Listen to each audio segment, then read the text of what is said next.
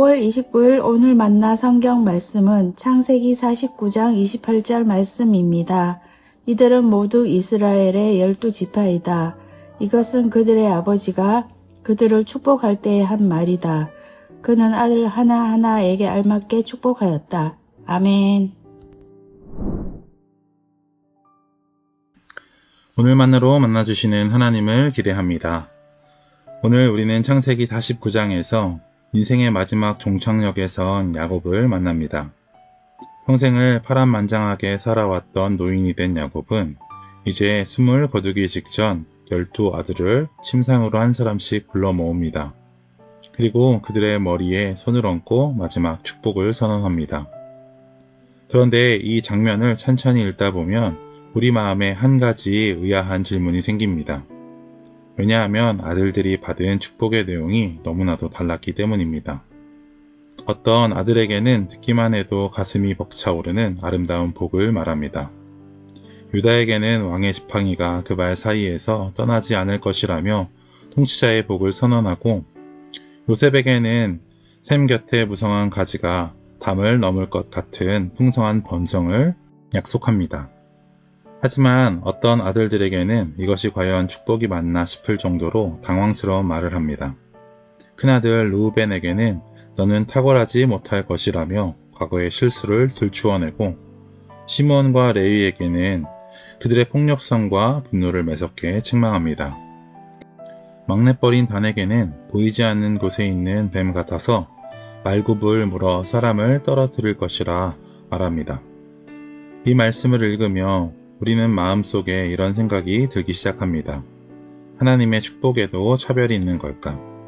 그런데 성경은 야곱의 이 모든 말을 마지막 28절로 정리합니다. 그는 아들 하나하나에게 알맞게 축복하였다. 여기서 우리가 오해하지 말아야 할 단어가 있습니다. 바로 알맞게 라는 말입니다. 우리는 이 단어를 접할 때 자꾸 우리의 기준을 대입합니다. 누구는 그릇이 커서 요셉 같은 복을 받고, 누구는 그릇이 작아서 르우벤처럼 초라한 복을 받는구나 하는 차별로 오해하곤 합니다. 하지만 성경이 말하는 알맞게는 차등 분배가 아닙니다. 그 사람의 성품, 그 사람이 걸어온 과거의 상처, 그리고 앞으로 그가 살아내야 할 사명을 가장 잘 아시는 하나님의 가장 정확한 맞춤형 은혜를 뜻합니다. 생각해보면 르우벤의 흔들림도, 시므온과 레위의 거친 분노도, 단의 연약함도 야곱의 예언을 통해 날카롭게 폭로되었습니다. 하지만 그것은 저주가 아니었습니다. 때로 하나님이 내 연약함을 직면하게 하시고 내 죄악을 책망하시는 것조차 나를 바른 길로 인도하여 끝내 하나님의 백성 삼으시려는 아픈 축복이라고 할 수 있겠지요. 내 분량에 맞는 알맞은 하나님의 치유이자 다루심인 것입니다. 그리고 더 놀라운 것은 그렇게 서로 다른 12아들의 이야기가 결국 한 사람, 유다 지파에서 오실 예수 그리스도로 이어진다는 사실입니다. 하나님은 각기 다른 인생들을 묶어 마침내 구원의 역사를 이루셨습니다. 진정한 은혜는 그 다음 장면에 있습니다.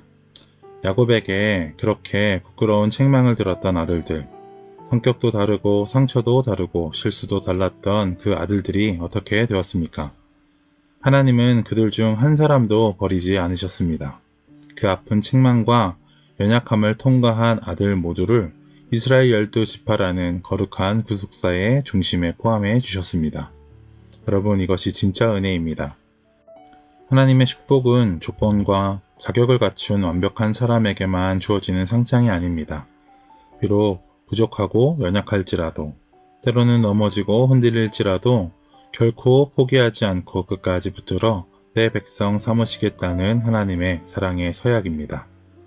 그러나 우리는 자꾸만 남의 축복을 부러워합니다. 명문대를 가고 좋은 직장에 척척 붙는 다른 집 자녀들을 보며, 교회에서 화려한 은사를 받아 주목받는 사람들을 보며 비교합니다. 왜 나는 저 사람처럼 안 될까? 왜 내 삶은 이토록 평범하고 지루할까? 그러나 하나님은 우리를 남과 경쟁시키기 위해 부르신 것이 아닙니다. 들판의 꽃들의 모양이 저마다 다르고 밤하늘의 별빛의 밝기가 제각각이듯 하나님은 우리를 각자의 자리에서 하나님 나라를 살아내도록 부르셨습니다.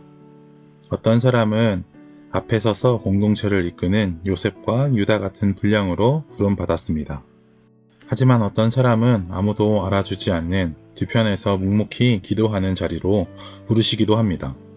중요한 것은 비교가 아니라 내게 맡기신 분량에 대한 감사와 신뢰입니다. 좋은 신앙 공동체는 하나님이 알맞게 부르신 자리를 지키는 모든 분들의 헌신을 통해 이루어집니다. 사랑하는 여러분, 하나님은 오늘도 우리 각 사람에게 가장 알맞은 은혜를 주십니다.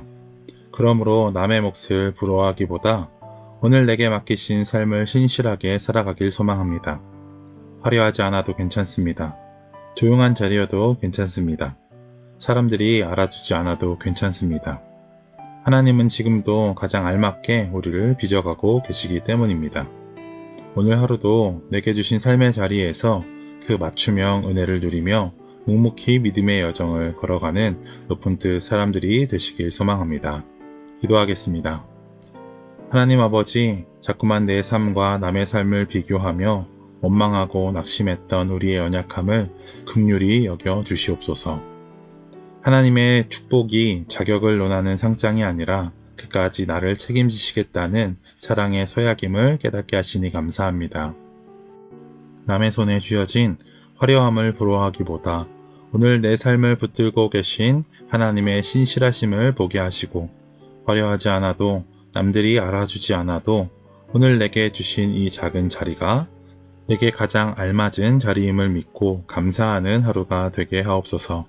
이 모든 것 예수님의 이름으로 기도드립니다. 아멘. 이제 두 가지 기도 제목으로 함께 기도합시다. 첫 번째로는 오늘 주신 말씀을 기억하며 함께 기도합시다.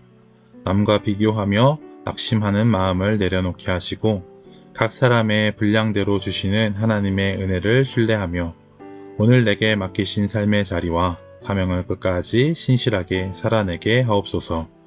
두 번째로는 우리 교회 소그룹 모임을 위해서 기도합시다. 말씀 안에서 서로의 삶을 진실하게 나누게 하시고 기도와 사랑의 교제가 깊어져 지친 마음은 위로받고 믿음은 더욱 견고해지는 공동체가 되게 하옵소서. 이 기도 제목으로 기도하신 이유